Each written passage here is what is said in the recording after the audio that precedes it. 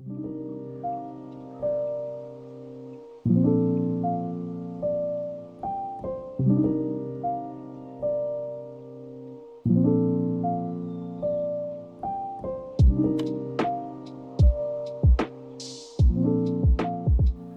beriman yang terkasih, sebelumnya kita sudah melihat bahwa kitab suci adalah harta yang sangat berharga dalam hidup orang beriman.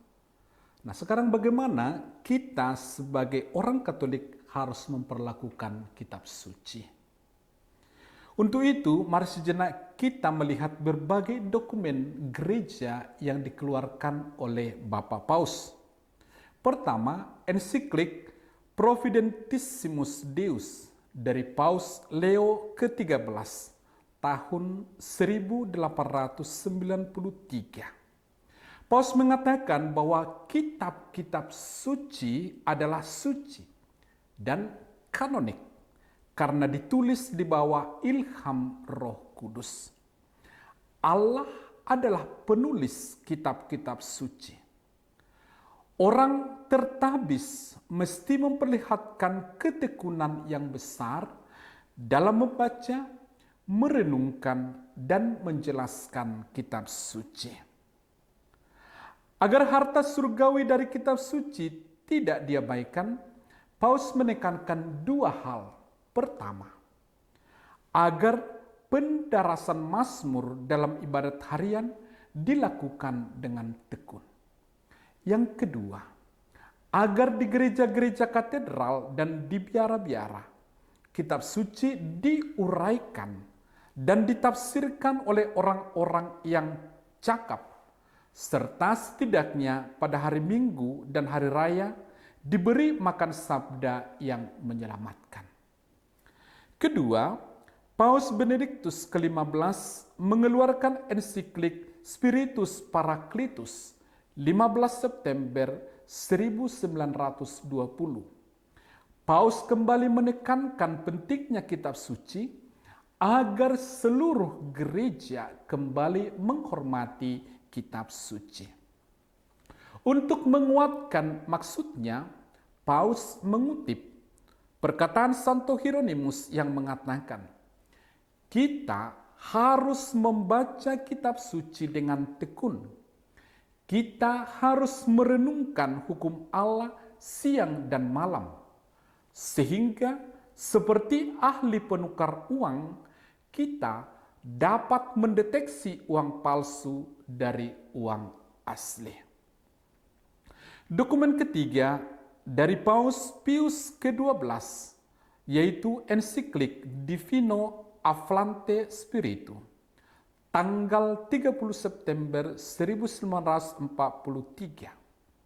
Dalam ensiklik itu, Paus pertama mendorong kemajuan studi ilmiah kitab suci agar isi kitab suci dapat dimengerti seperti dimaksudkan oleh penulis manusia yang diilhami.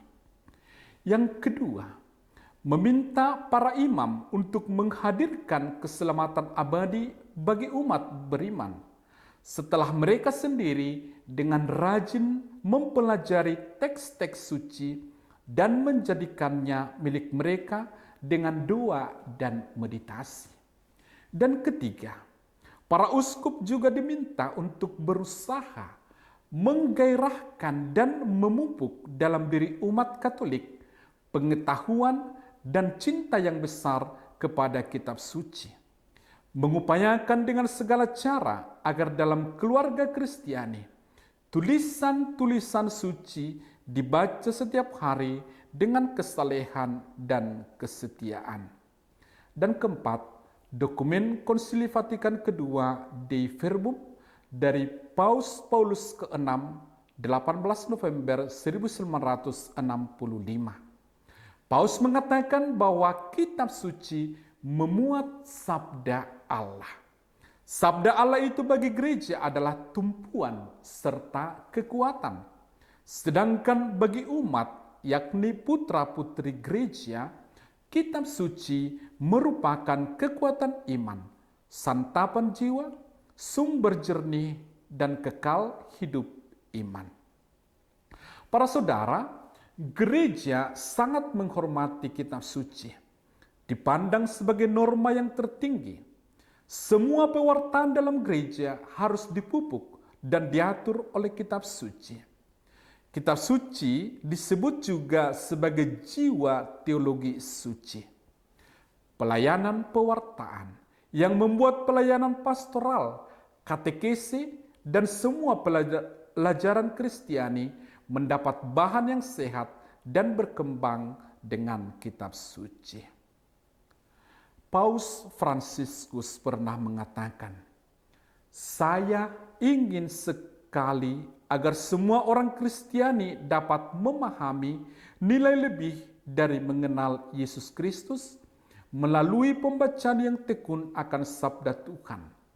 Karena teks suci adalah makanan jiwa dan sumber yang murni dan abadi bagi kehidupan rohani kita semua." Sekian katekesi singkat kita hari ini. Semoga menambah iman dan semangat kita untuk semakin mencintai kitab suci.